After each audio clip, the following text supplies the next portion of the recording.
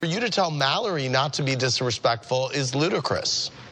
Well, I don't know what you saw, but Mal was definitely just crossing the line in every way. And she's my sister, and I love my sister.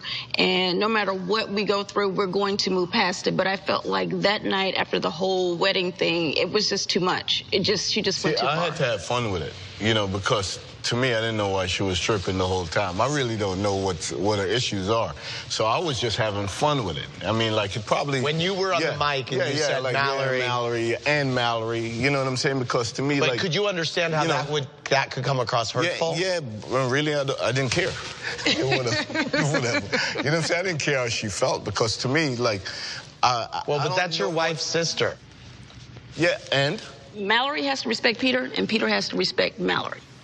That's just the way it works. And I felt like, you know, she just really got a little too involved in what we're doing. Mallory has her own husband and her own life. And you never see me really getting involved. Do you ever see you resolving things with Mal? Mal could be cool. I think Mal needs to get over whatever issue she have. You know what I'm saying? I think Mal got, like, Chris is 6'8" and good looking. Yeah. Way better looking than me. You know what I'm saying? And I think she needs to focus on that. You know what I'm saying? And leave our home alone. That's what I think. And they will resolve it. Yeah. I mean, they don't really have a choice because, like I said, at the end of the day, my sister's my family by birth, Peter's my family by marriage. So it has to connect. Cynthia, Lorna from Brooklyn said, clearly you disrespect your sister and you allow your husband to do the same. Everybody sees it. You're going to regret the way you treated her when you and Peter don't make it. What do you think about that? No one can predict what's going to happen between me and Peter. We can't even predict it. You know what it is? I mean, like, Cynthia and I got together for one reason only. Because we care about each other. Yeah. You know, we extremely love each other. Okay, regardless of what people see or what people don't see. You know, like, you know, you guys come around and the camera's on me for 8 hours and you show 3 minutes of it, but you don't show that other, you know, 7 hours and 57 minutes. Yeah. You know what I'm saying? I'm completely in love with my wife, period. And that's what it is. You know what I'm saying? So I don't care what whatever name from Brooklyn says. You know, I don't care. You're close to both of them. What do you think of the situation? Mal, for some reason, feels like Peter's not the right guy. I do think that there is a fine line, and Mal may have stepped over it a couple times. So at this point, I just feel like Mal needs to pull it back. You know, I've been around Cynthia and Peter. You know, we've been plenty of places together. I personally think that they are very in love. I don't know why anyone would think that they're not. And he's not my boyfriend, by the way, because that's what these girls like to put out there. No, we never got together. They try to put out there anything they can about Nene. It seemed like last season you had a flirtatious rapport with Peter. No, and we joked around about it. We weren't flirting. You flirted on the show the entire season last season. Well, I don't know what you call flirting, but Peter and I did not flirt.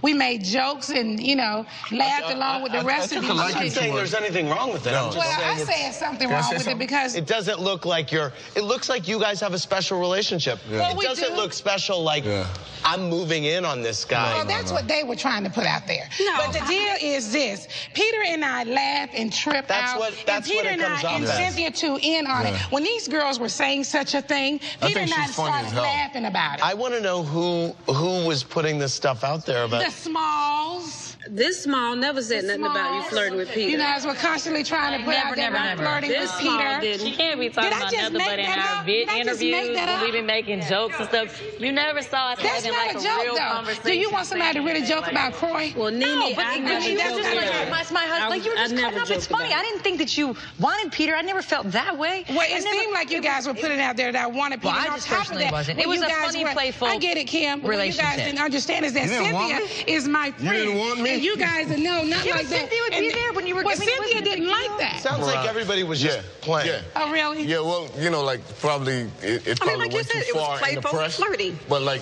when Nene come around, like, I think Nene and I are a lot alike. I mean, like, you know, like, we talk stuff all the time. One more question before we go to break. What did you think when you saw Phaedra call you Papa Smurf? I think that was funny as hell. You know what I'm saying? But Papa Smurf got some paper in his pocket. I wasn't really offended by it. You know what I'm saying? I kind of like the Uncle Ben thing, too. That's hot. Can't front. You know what I'm saying? Because he got paper, too. He's on the box. He's on the box. So I was good with that. I was good with that. I wasn't mad at that at all. All right. We're going to bring out Croy and Apollo after this. Next. As soon as I sat down, boom, Phaedra came at me.